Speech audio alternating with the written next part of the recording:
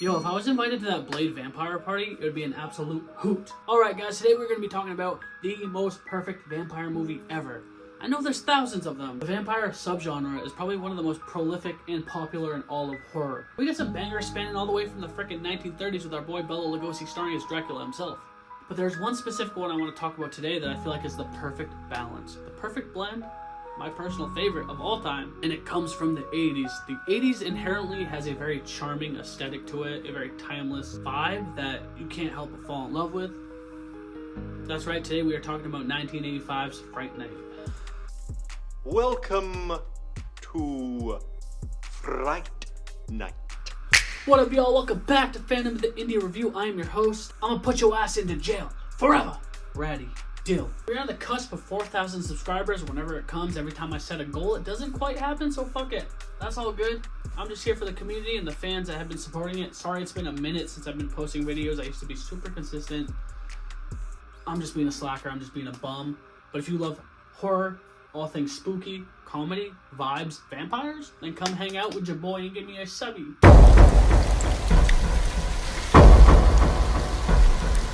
Fright Night is one of those films that is very near and dear to my heart. It is brought to us by the icon, the legend, Tom Holland. No, not the man that plays in Uncharted and Spider-Man, the OG Tom Holland, who brought us the likes of Child's Play. So let's pinpoint why I feel like this movie is exceptional, starting off with that innocent wonder of teenagers. Many 80s movies replicate this idea of, a younger person running into some mysterious, strange, immortal being, and nobody believes them. Everyone in town is like, we don't really believe you, bro, you're crazy, and then they have to fight the odds to kind of defeat the clutches of evil. And Charlie Brewster, just your typical average kid, chilling, but he has a weird fascination with vampires in this TV show called Fright Night, where the glorious host, Vincent Price, is on screen telling stories. The movie starts with him upstairs making out with a babe. Hey, but they make porno movies that start out like that too, man. It's his girlfriend, and he's like, "Come on, babe, we've been dating for almost a year. Let me slide, dude. Let's hook up. Let's make some love." And she's like, "I don't know." And then he throws a little fit. It's like, dude, respect your woman's body and her choice. And he throws a fit. He gets up, and then she feels bad, so she's like, "All right, we can do this." And as she's prepping, he's looking out the window with his binoculars, being a peeping Tom, if you will, and he sees some people in the backyard carrying a coffin. And then she's like, "Charlie, I'm ready." And then he's like, "Babe, you're never gonna believe this. There's a coffin outside." And she's like, "Dude, first you want to make love, now you don't. Pick, decide." And he's like, "I'm sorry." So they get into a little lover's quarrel, and she storms out. Turns out though, Charlie ain't tripping. Charlie wasn't trying to avoid hitting a home run in his bed, dude. He really saw something strange, because the next door neighbor, Jerry Dandridge, played by the suave great Chris Sarandon. I love him, dude. He's also in Child's Play, so it's like they teamed up. Was Child's Play before or after Fright Night? I don't know, but Tom Holland and Chris Sarandon, great dynamic. Jerry Dandridge, the new sophisticated man, moves next door, and Charlie hears on the news that there's a slew of murders across town.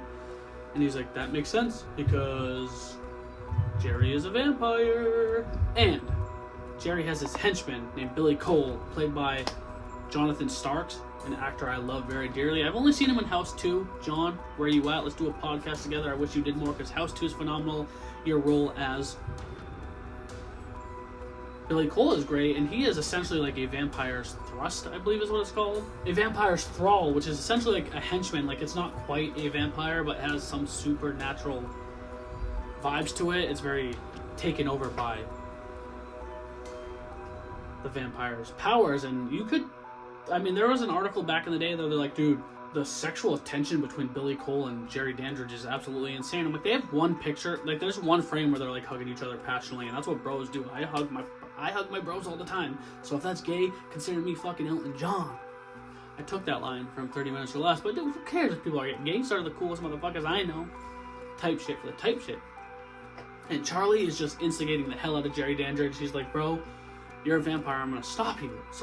He just keeps fucking instigating. He goes to break into the coffin. He goes to break into the garage outside. Billy Cole comes out and he's like, "What are you doing there, kid?" And Charlie's like, "Nothing, just nothing at all." And then Billy's like, "Let's keep it that way, kid." And he's like, "Dude, you're so dumb. I know you're young, dumb, and full of blood, but just leave the vampire alone. And nobody believes him. His homeboy Evil Ed, he's like, Evil Ed's like a little weirdo played by our boy Stephen Jeffries from that last video I did, 976 Evil. Great actor, so funny, love him. Nobody believes that there's a vampire. I mean, why would you? It's the 1980s, everyone's trying to fucking get bitches and dodge the Vietnam War. I know the Vietnam War wasn't in the 80s. Anyhow, what's that deal with like a lot of 80s movies kind of replicating the 50s? You ever notice that, like, back in the 80s there was a slew of movies that like kind of wanted to emulate the 1950s, and nowadays there's movies that want to emulate the 1990s? Like, I get why. I'm just a thought I had. Charlie is doing everything he can, and then he goes to talk to Evil Ed, and Evil Ed is just like trolling him. He's like, you gotta have garlic around your neck, man. You have to use a necklace, but it has to have faith, absolute faith. And whatever you do, don't invite the vampire in. And as he's saying all this, he's like laughing his ass off. So he goes home. And you'll never believe who's fucking standing there with his fucking mom, dude. It's fucking Jerry Dandridge, the fucking vampire, dude. You're like, he was invited in. And Jerry's like, I'm going to come into this house anytime I want. You can't stop me. I'm literally going to come into this house whenever I want. And the mom's just like, yeah, you are, daddy. Turns out she works night shifts now. And Charlie just still doesn't stop. He still tries to sneak over to the house. So Jerry sneaks into his room at night, almost chokes him to death. He throws him through the closet. The mom's sleeping.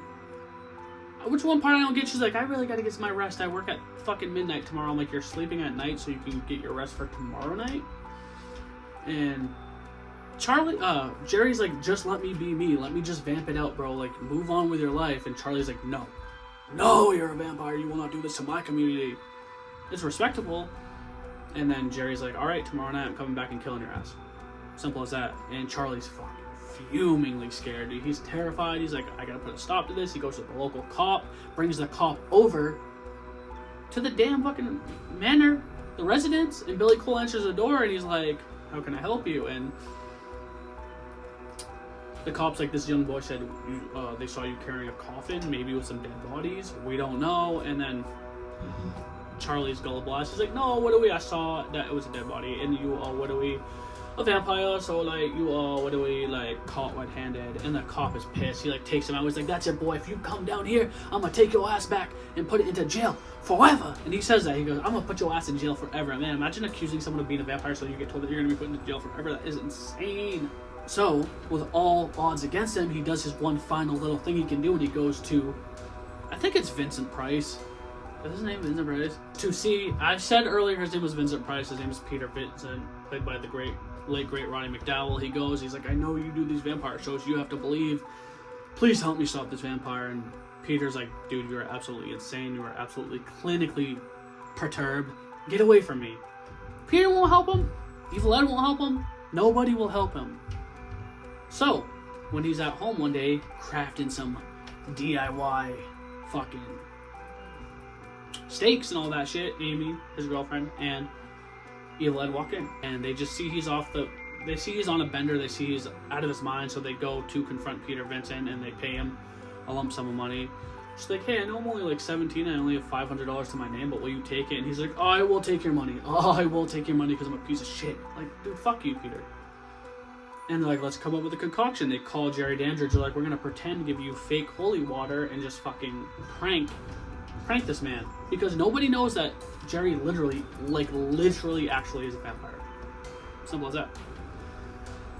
So they go to the house, and Jerry, they do the little game, the little fun, you know, like, here's the water, wink wink wink. Oh, I'm gonna drink it. Should I drink it? And everyone's like laughing, but Charlie's like biting his nails. He's like, don't drink the water, don't drink the water, don't drink the water. Or actually, no, I mean, do drink that water, but like, you're a vampire. He drinks it, nothing happens. And this is where the movie kind of packs a punch for two notes. One, when they go to leave the house, they're like, thank you for your time, Mr. Dandridge. Peter Vincent looks into his mirror and sees Jerry doesn't have a reflection, so he panics and runs out.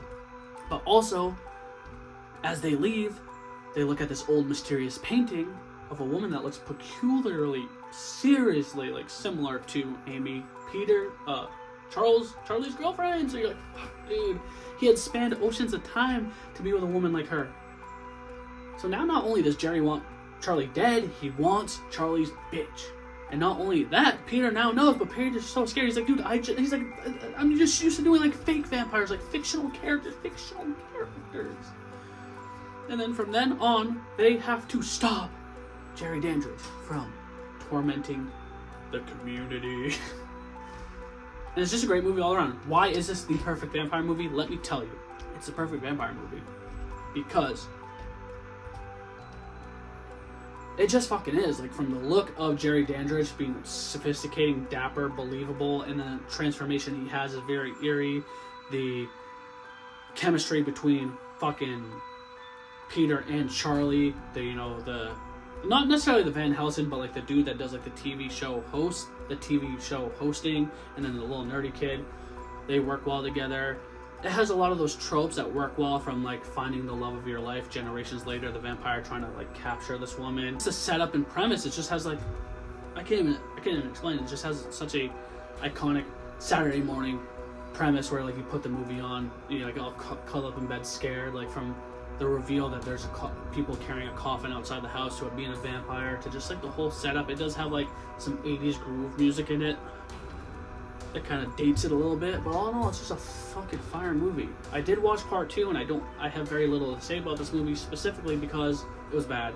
There were some things in it that I really liked, that Charlie had went to therapy to kind of forget about his past seeing vampires, and how, Peter Vincent wanted him back. And then when vampires unfolded, when vampires came back to town, they just were way worse than the original movie. But it had some hopes.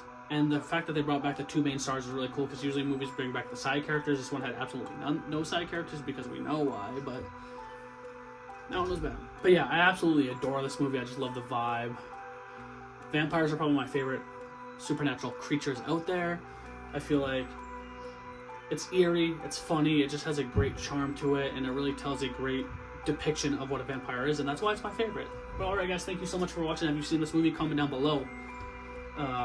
Please subscribe, give me a thumber, hit that ding-a-ling button, or else you telling you hey, it's me, I'm here, and I'm gonna say it 1 time for the 1 time and 2 time for the O. It's gonna be a hell yeah for horror. Wow.